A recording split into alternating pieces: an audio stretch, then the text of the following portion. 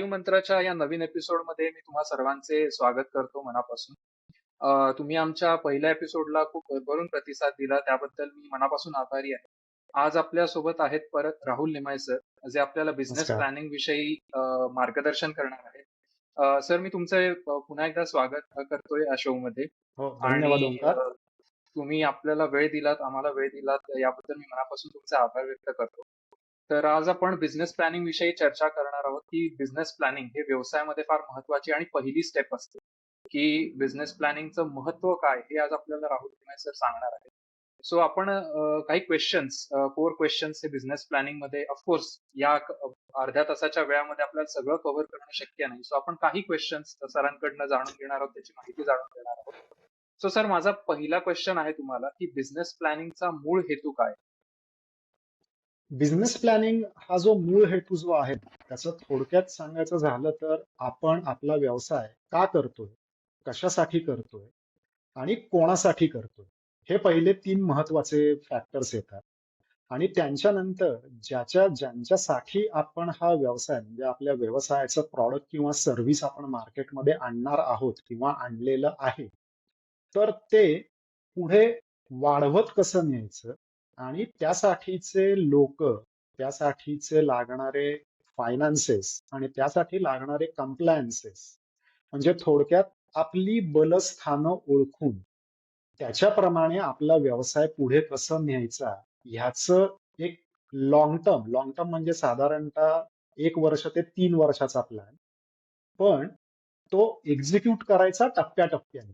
म्हणजे 3 महिन्याचं टार्गेट, पुढच्या 3 महिन्याचं टार्गेट, ह्याचं सगळं जो काही आराखडा आपण तयार करतो त्याला बिझनेस प्लॅनिंग असं म्हणतात.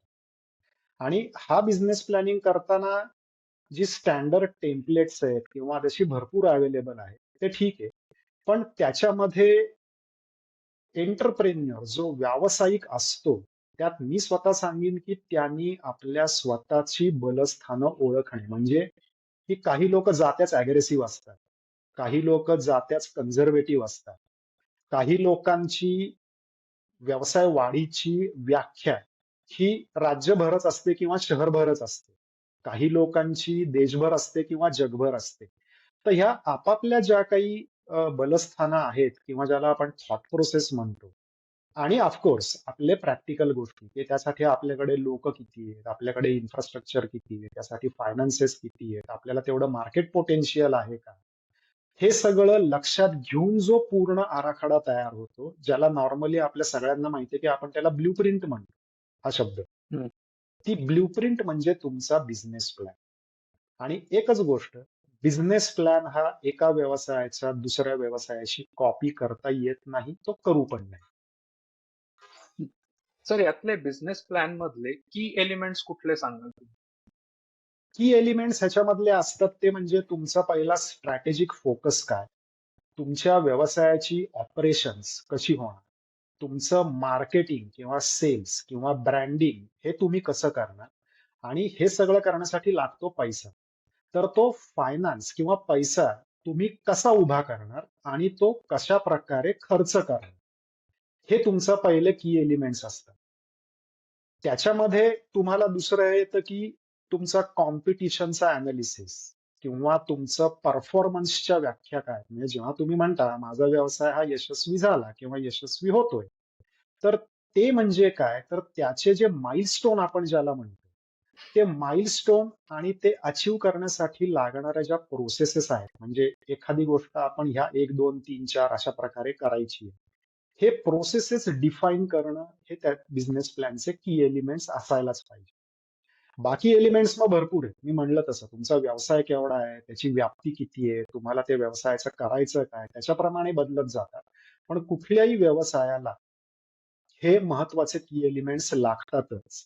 आणि त्याचबरोबर सर्वात महत्वाचं एलिमेंट, तुम्ही टेक्नॉलॉजी वापरू शकणार आहात का किंवा ती कशी वापरणार आहात, हा सर्वात महत्वाचा की एलिमेंट आहे, जो सगळ्याचा आत्ताच्या व्यावसायिक जगातला एक महत्वाचा बेस आहे. सर ध्येयासनामध्ये काम करताना मला असं बऱ्याच वेळेला जाणवतं, की उद्योजक आम्हाला अप्रोच करतात, की मार्केट रिसर्च मी कसा करू? आता मार्केट रिसर्च हा एक महत्वाचा भाग आहे कुठलाही बिझनेस सुरू करायला. तर मार्केट रिसर्च मी कसा करू? मी काही एजन्सी हायर करू का? किंवा माझ्याकडे पैसे नाहीयेत एजन्सी हायर करायला, मार्केट रिसर्च करायला. तर माझ्याकडे ही सगळी संसाधनं उपलब्ध नाहीयेत. तर मग मी कसा करू मार्केट रिसर्च? सर्वात ह्याच्यातली महत्वाची गोष्ट मी सांगू इच्छितो, की जो कोण व्यावसायिक असतो, त्या व्यावसायिकाला एक गोष्ट लक्षात ठेवली पाहिजे, की मर्यादित रिसोर्सेस जे काही त्याच्याबरोबर आहेत, त्याच्यामधनं सर्वात जास्ती त्याचा उपयोग करून काय करता येईल हा विचार कायम डोक्यात पाहिजे, ज्याला आपण ढोबळ मनाने पॉझिटिव्ह ॲटिट्यूड म्हणतो. छोटा असो, मध्यम असो, मोठा असो, प्रत्येक व्यावसायिकाला चॅलेंजेस असतात. पैशासकट असतात, सगळ्याच गोष्टींचे असतात. त्यामुळे त्या मर्यादा आपला शो स्टॉपर किंवा आपले बॉटलनेक होऊ द्यायचे नाही. आता मार्केट हं. रिसर्च कसा करायचा? तर मार्केट रिसर्च तुम्ही स्वतःही करू शकता, तुम्ही एजन्सी हायर करू शकता किंवा तुम्ही अजून दुसऱ्यांचे मार्केट रिसर्च रिपोर्ट विकत घेऊन, जशा गार्टनर सारख्या कंपन्या आहेत किंवा अजून बाकीच्या आहेत. त्यांचे मार्केट रिसर्चचे रिपोर्ट विकत मिळतात. त्यांच्याकडनं पण तुम्ही विकत घेऊ शकता. पण मी स्वतः रेकमेंड असं करतो, की ह्या सगळ्या गोष्टी करायच्या आधी प्रत्येक व्यावसायिकाला मार्केट रिसर्च हा स्वतःचा स्वतः करता येतो. आणि त्याच्यासाठी सर्वात महत्त्वाच्या 4 गोष्टी. एक, आपलं व्यवसायाचं प्रॉडक्ट काय किंवा सर्व्हिस काय? त्याचा फायदा कोणाला होणार आहे? तो का होणार आहे? कसा होणार आहे? आणि त्यासाठीचं जे आपण जिओग्राफी म्हणतो किंवा लोकेशन स्पेसिफिक म्हणतो, त्याच्याबरोबर आपण जी काही किंमत सांगणार, ती किंमत त्याला पटवायची कशी? ह्याची सुस्पष्टता विचारांची डोक्यात हवी. त्याच्यामध्ये मार्केट रिसर्च हा तुम्ही जे आपले बाकीचे प्रतिस्पर्धी असतात, म्हणजे दुसरे कॉम्पिटिशन ज्याला आपण म्हणतो, त्यांच्याबद्दलची थोडी माहिती आपल्याला मिळू शकते.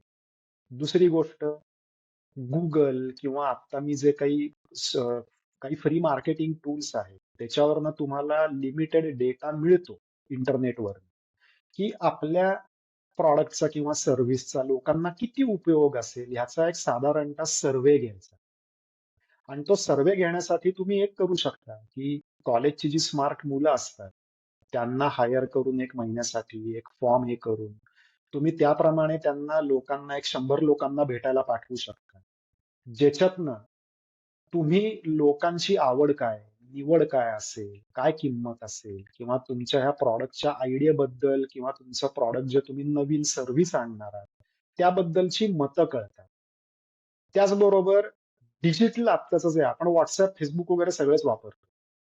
त्याच्यावरती तुम्हाला सर्व्हे तयार करता येतात, पोल क्रिएट करता येतात. 100% मार्केट हं, रिसर्च कधीही बरोबर नसतो. पण हं. एक डायरेक्शन ज्याला आपण म्हणतो, की हो बाबा माझी आयडिया किंवा माझा व्यवसाय हा चालू शकतो किंवा चालणार नाही. तर ह्याचे पॅरामीटर जे आउटपुट म्हणतो मार्केट रिसर्चमध्ये, ते 3 प्रकारचे तुम्हाला यायलाच पाहिजे. एक, कस्टमरचा माइंडसेट काय? त्याची हं. बायिंग पॅटर्न काय आणि त्याची बायिंग थॉट प्रोसेस काय? आणि सर्वात महत्वाचं, तुमच्या प्रॉडक्टला किंवा सर्व्हिसला मार्केट पोटेन्शियल किती आहे? उदाहरणार्थ, मी आत्ता जर का एखादा म्हणला मला माऊस मार्केटमध्ये आणायचा आहे, कॉम्प्युटरचा. ऑलरेडी मार्केट भरलेलं आहे. तुम्ही जर का नुसताच कुठलातरी एक माऊस आणला, तर त्याला फारसा प्रतिसाद मिळेलच अशातला भाग नाहीये. पण तोच जर का काहीतरी वेगळा, म्हणजे तुम्ही बोलताय आणि तो माऊस ऑटोमॅटिक हलेल किंवा तुम्ही मोबाईलवरनं कंट्रोल करू शकाल, असं काहीतरी केलं ज्याला आपण इनोव्हेशन म्हणतो. हं. तशा प्रकारचं जर का आणलं, तर तुम्हाला ह्या सगळ्या बाबी नीट मिळू शकतात. आणि मार्केट रिसर्च वरनच तुमचा बिझनेस प्लॅन तयार व्हायला पाहिजे किंवा होतो. तर बिझनेस प्लॅनमध्ये एक फायनान्शियल सेक्शन असतो. तो अतिशय त्याला आपण कोर भाग म्हटलं तरी काही वावगं ठरणार नाही. तर त्या फायनान्शियल सेक्शन मी तो ॲड्रेस कसा करू? त्याच्यामध्ये कुठले-कुठले भाग येतात आणि घटक त्याच्यामध्ये असले पाहिजे?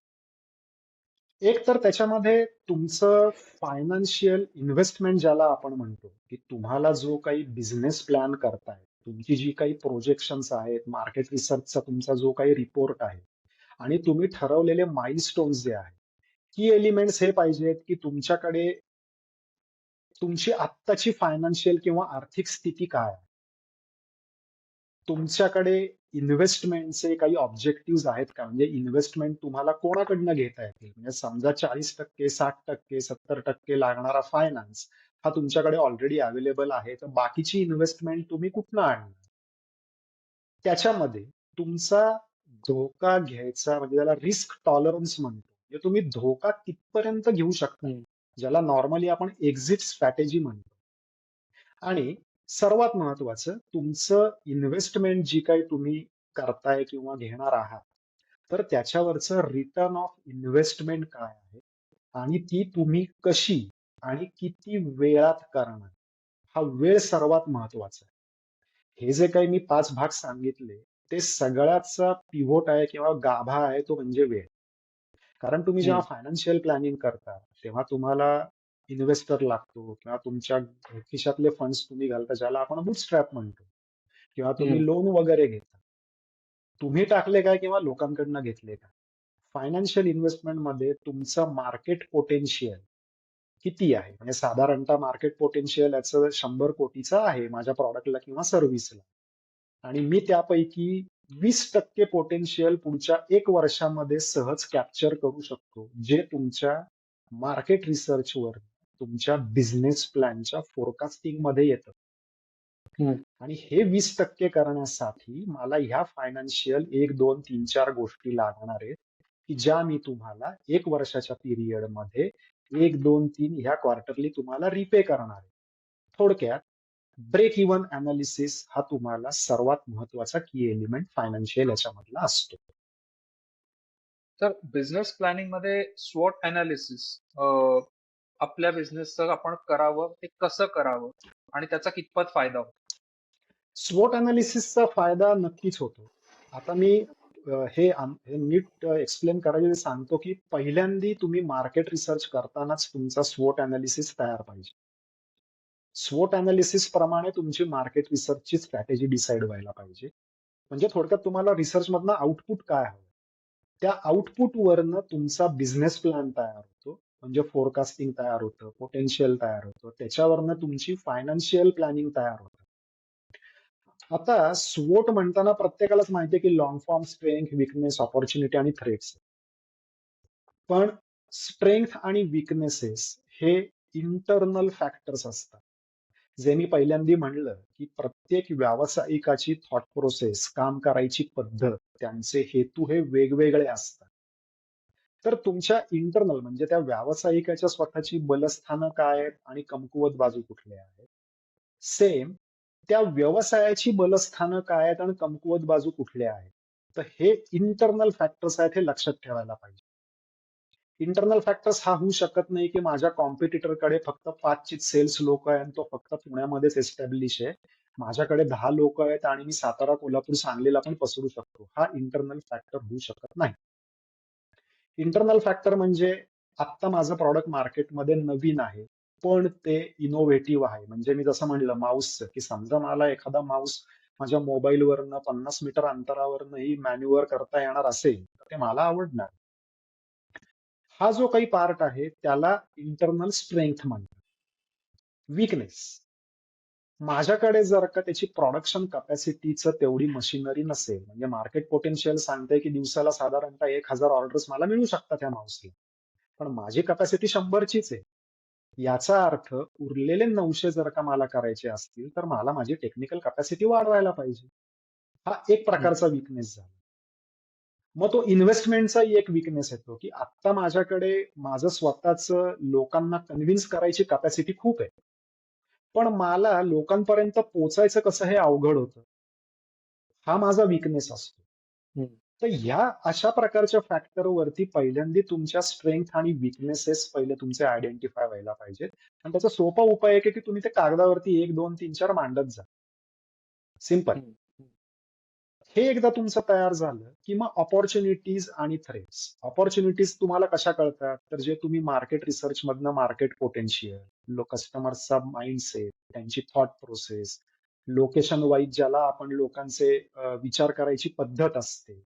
ह्या सगळ्या ऑपॉर्च्युनिटीज तुम्हाला मिळतात. म्हणजे उदाहरणार्थ आपण पुण्याचं एक्झाम्पल घेतलं तर पुण्याची लोकसंख्या उदाहरणार्थ मी धरतो की 1 कोटी आहे. 1 कोटी मधले 80% तरी कम्प्युटर किंवा माऊस वापरतात.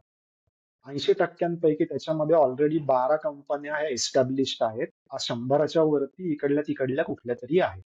म्हणजे माझा मार्केटचा शेअर अक्वायर करण्यासाठी मला कमीत कमी 15% ते 20% मार्केट शेअर अक्वायर केला पाहिजे. तो कसा करायचा? ही माझी अपॉर्च्युनिटी झाली. हं, आणि थ्रेट, मी मार्केटमध्ये आल्यावर माझी कॉम्पिटिशन तर आहेच. माझं कोणी डुप्लिकेट करणारं जर का कोणी आलं तर त्याचं काय? हं, माझ्याकडे टेक्नॉलॉजी आहे, लोकही आत्ता आहे, पण लोकांचा टर्नओव्हर झाला, म्हणजे लोक सोडून गेली, तर मी त्यांना नवीन लोकांना ट्रेन कसं करू? ह्या हं. सगळ्यामध्ये मी सगळ्या गोष्टी केल्या, पण मला जर का 100 आउटलेटमध्ये माझा प्रॉडक्ट माऊस पोहोचवायचा असेल, तर माझ्याकडे तेवढी सप्लाय चेन म्हणजे डिलिव्हरी सर्व्हिस पण पाहिजे ना. तर मग ती मी कशी करणार? हे तुमचे आत्ताचे विकनेसेस झाले. आणि हे सगळे स्ट्रेंथ, तुमचे विकनेसेस, अपॉर्च्युनिटी आणि थ्रेट्स, हे सगळे एकत्र करून जो तुम्ही एक अनालिसिस किंवा प्लॅनिंग करता, त्याला स्वोट अनालिसिस असं म्हणतात. आणि स्वोट अनालिसिस या बिझनेस प्लॅनिंगचा हा कायमस्वरूपी भाग असतो, की जो प्रत्येक मिनिटाला, म्हणजे तो कधी थांबत नाही, थांबायलाही नाही पाहिजे. व्यावसायिकाचा त्या स्वोट अनालिसिस कडे, म्हणजेच थोडक्यात ह्या सगळ्यांचा जो डेटा कलेक्शन आणि त्याचा अनालिसिस जो आहे, हा सतत चालू राहायला पाहिजे. दिस इज अ ऑनगोईंग थिंग. म्हणजे मी स्वोट अनालिसिस केला, मार्केट रिसर्च केला आणि मी 3 महिने काहीच केलं नाही, 3 महिन्यांनी बघितलं की अरे ओके, आपल्याला नंतर असं दिसतंय की शेवटच्या महिन्यात फेस्टिव्ह सीझन असून सुद्धा आपली सर्व्हिस किंवा प्रॉडक्टचं हे कमी झालंय. ह्यासाठी तुम्हाला तो डेटा, ज्याला विदा म्हणतात मराठीत, तर हा डेटाकडे तुमचं कायम त्या व्यावसायिकाचं लक्ष असलं पाहिजे आणि ह्यालाच स्वोट अनालिसिस म्हणतात. तर आणि त्यासाठी आपण याचं असं महत्व म्हणू आहे. अ, असं एक म्हणजे डॉक्टर आनंद देशपांडे असं म्हणतात, की एक एस कर्व्ह नावाची एक संकल्पना ते वापरतात, की बिझनेस असा एका पॉइंट पर्यंत तो वाढतो, लिनियर वाढतो. म्हणजे लेट्स से 5 कोटीपर्यंत वाढतो, बट तिथे सॅच्युरेशन येतं. तेव्हा बिझनेसमध्ये काही बदल करावे लागतात. तर ह्याचा आणि बिझनेस प्लॅनिंगचा आपण कशी सांगड घालू शकतो? म्हणजे तिथे आपल्याला त्या बिझनेसमध्ये काहीतरी म्हणजे पुढे जायचं असेल, 5 कोटीच्या वर तो पुश करायचा असेल, तर मग तिथे आपल्याला ते बदल करावे लागतात का? मग तिथे प्लॅनिंगमध्ये काय वेगळे चेंजेस करायला लागतात? म्हणजे ऑफकोर्स हा आता थोडासा वेगळा प्रश्न आहे आणि बट मला हे थोडं जाणून घ्यायचं त्याच्यात. नक्कीच अशा प्रकारची गोष्ट होते. आणि जेव्हा तुझे एक्झाम्पल दिलंस एस कर्वचं, की व्यवसाय एका लेवलला जातो आणि तिथे तो सॅच्युरेट होतो. सॅच्युरेट होतो म्हणजे काय माहितीये का, की तुम्ही पहिल्यांदी जे टार्गेट तुमचं ठरवलेलं असेल, की मी एक्झाम्पल पुणे किंवा महाराष्ट्र किंवा मी 10 कोटीपर्यंत पोहोचवणार.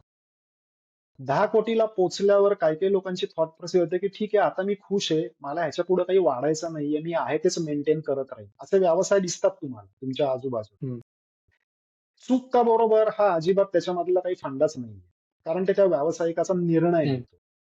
पण जेव्हा तुम्ही व्यवसायाला, आपण आत्ता बोललेल्या गोष्टी केल्या, जेव्हा तुम्ही त्या एस कर्वच्या एका लेवलला पोहोचता, ज्याला सॅच्युरेशन म्हणलास तू, किंवा हं, एके ठिकाणी मी स्टॅग्नंट नाही म्हणणार, पण ते आता हॉरिझॉन्टली फ्लोट होत राहतं. म्हणजे आता काही झाले तरी तो बॉल रोल होत राहणार आहे. 5 कोटी नंतर तुम्हाला 25 कोटीला पोहोचायचं असेल, तर तुम्हाला त्यासाठी टीम वाढवायला पाहिजे. मग तुम्हाला त्यासाठी फायनान्सेस लागणार. मग त्यासाठी तुम्हाला टेक्नॉलॉजी लागणार. मग त्यासाठी तुम्ही नवीन जॉग्राफी शोधणार किंवा तुम्ही नवीन प्रॉडक्ट लाईन शोधणार. मग ते सगळं करण्यासाठी परत तुम्हाला मार्केट रिसर्च करणं आलं. मग परत तुमची त्यावेळची स्ट्रेंथ, वीकनेस, अपॉर्च्युनिटी, थ्रेट हं, हे सगळं अनालाइज करणं आलं. मग त्यासाठीचं परत तुम्हाला फायनान्शियल सगळा आढावा घेता आला पाहिजे. आणि सर्वात महत्वाचं, कॉम्पिटिशन लक्षात आली पाहिजे. कारण त्यावेळेस तुम्ही एस्टॅब्लिश असता. लोकांना तुमचं हं, नाव माहिती असतं. आणि त्यावेळेस सर्वात महत्वाचा भाग येतो, की तुमचे रेग्युलेटरी कंप्लायन्सेस बघायला हवेत. म्हणजे जे आपल्याला लागतात. तर ही प्रोसेस त्यावेळेस परत तुम्हाला नव्याने करावी लागते. म्हणजे मग तुमचं पुढचा जो पार्ट असतो, की आता मला 25 कोटीपर्यंत पोहोचायचंय. म्हणजे तुम्ही त्या आत्ताच्या सॅच्युरेशन लेव्हल नंतर तुम्ही थोडेसे अजून वरती जायला. तर तोच एक्झॅक्टली हा एस कर्व आहे. आणि हे असं टप्प्याटप्प्याने जातं. ते असं म्हणजे अचानक होत नाही. आपण असं म्हणू शकतो का बिझनेस प्लॅनिंग ही ऑनगोइंग प्रोसेस आहे, की तुम्हाला टप्प्याटप्प्याने तुमच्या स्ट्रॅटेजीज ते प्लॅनिंग तसं बदलावं लागतं to get the desired results. म्हणजे ही अशी वन टाइम नाही, की बिझनेसच्या सुरुवातीलाच मी प्लॅनिंग केलं, मार्केट रिसर्च. आपल्याला टप्प्याटप्प्याने ते बिझनेसच्या वेगवेगळ्या टप्प्यांवर ते करायला लागतं, असं आपण म्हणू शकतो का? हो, असंच म्हणू शकतो आपण. पण याच्यामध्ये मी म्हणलं तसं, की बिझनेस प्लॅनिंग हे करताना लोकांची जनरल समजूत असते, की ते आपण कायम लाँग टर्म करायचं. बरोबर आहे, लाँग टर्मच करायचं. पण तुम्ही जर का जसं तू म्हणलास, मी आता 5 कोटीला पोहोचलोय. माझं गेले 2 वर्ष 5चं 5.5 कोटी होतो, 4 कोटी 90 लाख होतो. मी तिथं आता आहे, स्टेबल आहे. मला पुढे जायचं असेल, तर मला त्याच्यातनं पुढे जाण्यासाठी काय करावं लागेल? तर हा जो कॅल्क्युलेटिव्हचा जो पार्ट आहे ना, तो छोट्या-छोट्या टप्प्यांमध्ये किंवा पायऱ्यांमध्ये डिव्हाईड करायचा. 5 कोटी काय असे एका दिवसात झाले का? नाही झाले. तसंच 5 कोटीचे 25 कोटी एका दिवसात किंवा 6 महिन्यात होणार आहेत का? नाही होणार. त्यासाठी जे टप्पे असतात, ज्याला आपण शॉर्ट टर्म गोल्स म्हणतो. तर हे शॉर्ट टर्म गोल्स पण तुम्हाला ठरवता आले पाहिजेत. म्हणजे तुम्ही सेल्स टीमला एक टार्गेट देऊ शकता. जे सेल्स टीमला टार्गेट दिलेलं आहे, ते तुम्ही तुमच्या प्रोडक्शन लाईनला कॉरस्पॉन्ड करू शकता. ते तुम्हाला करायचं असेल, तर ते तुमचे सप्लायर्स किंवा व्हेंडर्स असेल, ज्याला आपण सप्लाय चेन म्हणतो, त्यांच्याप्रमाणे तुम्ही प्रोक्युअरमेंट करू शकता. मग ते करण्यासाठी तुमचे क्वालिटी नॉर्म्स वाढायला पाहिजे. आणि हे सगळं करण्यासाठी मार्केटमध्ये पोहोचायचं असेल, तर तुम्हाला रॉ मटेरियल ते फिनिश गुड ही जी सगळी सायकल आहे, ती बसवता आली पाहिजे. तर हे त्यातला महत्वाचा फरक आहे. So business planning ongoing process, yes, हो, ही ऑनगोईंग प्रोसेसच आहे. पण एकदा एक आपलं लक्ष ठरवलं, की ते पूर्ण करण्यासाठीचा जो काही भाग आहे, तो सर्वात महत्वाचा आहे. ज्याला माइलस्टोन किंवा व्यवसायाचे आपण टप्पे म्हणतो. हो. Thank you sir. आपण आज इथेच विराम देऊया. कारण आपण बरेचसे क्वेश्चन्स याच्यात कव्हर केलेले. ऑफकोर्स हा टॉपिक व्हास्ट आहे आणि आपण या सिरीजमध्ये अजून बरेचसे टॉपिक कव्हर करणार आहोत. तर मला फक्त दर्शकांना सांगायचंय की देआसरा ही बिझनेस प्लॅनिंगची सर्व्हिस देखील प्रोव्हाइड करते. तुम्हाला जर का रिपोर्ट जर का बनवून हवा असेल, तुम्ही जर का कन्फ्युज्ड असाल बिझनेस प्लॅनिंग विषयी, तर देआसराला नक्की अप्रोच करा. देआसराच्या सर्व्हिस डिटेल्स बद्दल, चेकलिस्ट, फ्री रिसोर्सेसची माहिती आम्ही डिस्क्रिप्शन मध्ये देणारच आहोत. त्याचप्रमाणे तुम्ही अजूनपर्यंत यशस्वी उद्योजकला सबस्क्राईब केलं नसेल तर सबस्क्राईब करा युट्यूब चॅनलला, ऍज वेल एज यशस्वी उद्योजकचं फ्री सबस्क्रिप्शन देतो आम्ही. सो त्याला पण सबस्क्राईब करा. आणि धन्यवाद सर, तुम्ही पुन्हा एकदा आमच्या विनंतीला वेळ देऊन धन्यवाद ओंकार. या एपिसोडसाठी हो म्हटलं. आणि थँक्यू. आणि आपण कंटिन्यू करूयात ही सिरीज आणि अनेक टिप्स अँड ट्रिप्स आपण घेऊन येऊयात आपल्या उद्योजकांसाठी. नक्कीच. धन्यवाद नक्कीच. सर. धन्यवाद ओंकार.